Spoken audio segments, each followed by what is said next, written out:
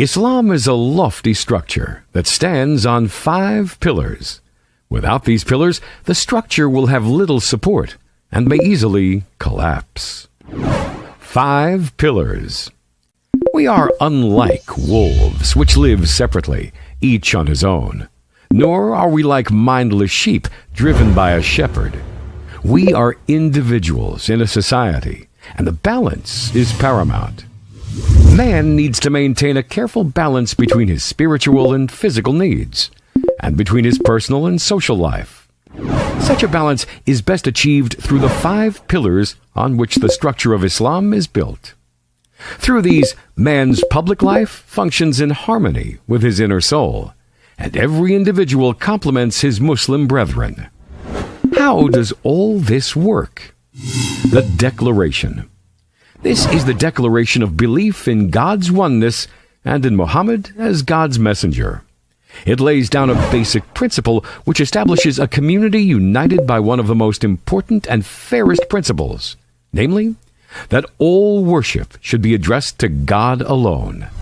The Declaration is the one shared value that creates a well-knit community that is free of inner conflict. One God to be obeyed and one prophet to be followed.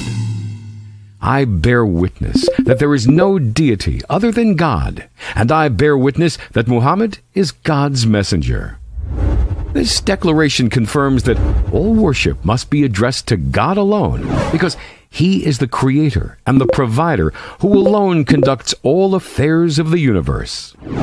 It also acknowledges that Prophet Muhammad, who was God's last messenger, must be obeyed in all what he bids and forbids, because it is through him that we know what God wants us to do. Prayer. Muslims are required to offer 5 obligatory prayers every day. These prayers are spread over the day and night as to keep man's soul always in contact with the Creator. These prayers are indeed a most effective barrier that stops man from doing what incurs God's anger.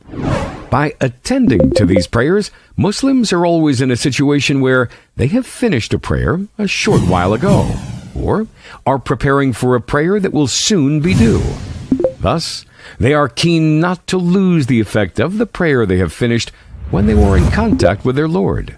And at the same time, they do not wish to stand again in front of their Lord having just committed a sin. This is the effect the 5 daily prayers have on a Muslim. The Prophet says, "The 5 prayers are like a running stream close to your door, where you bathe 5 times every day." Related by Muslim. When you look at the universe around you, you'll see that it totally submits to its supreme Creator. Nothing in the universe rebels, deviates, shows boredom, stops functioning, or goes on strike. It's as if the whole universe is in a situation of permanent prayer and prostration. This is perfectly described by the Quranic verse that says, أَلَمْ تَرَ أَنَّ اللَّهَ يَسْجُدُ لَهُ مَنْ فِي السَّمَاوَاتِ وَمَنْ فِي الْأَرْضِ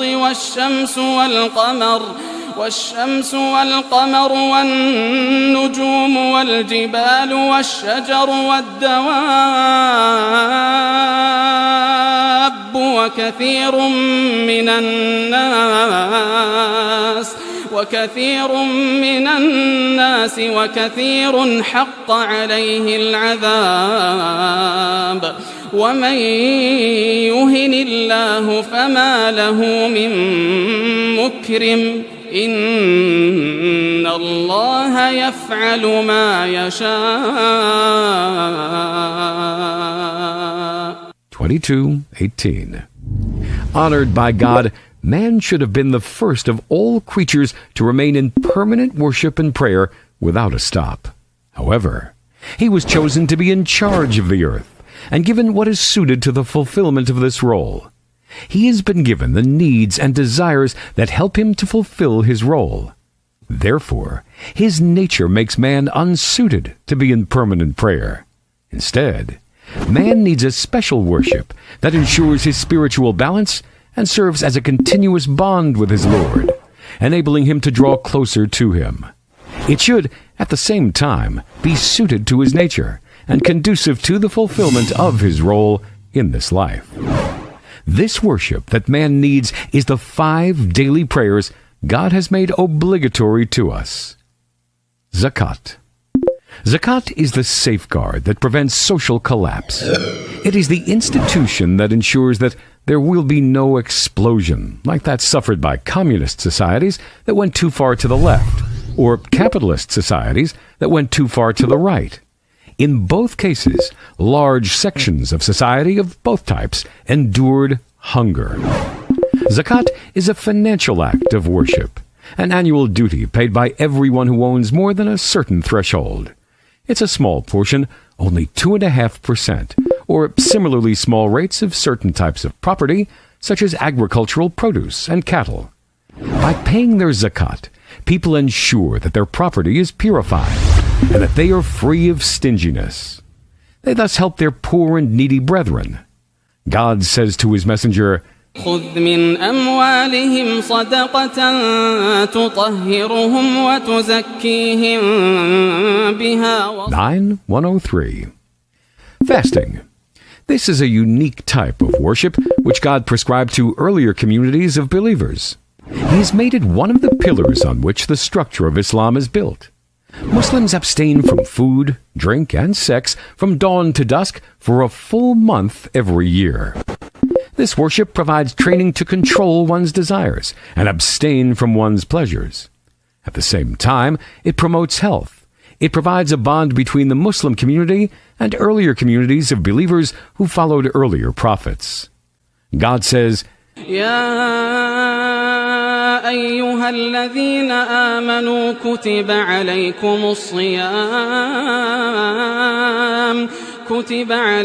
الصيام كما كتب على الذين من قبلكم لعلكم تتقون 2:183.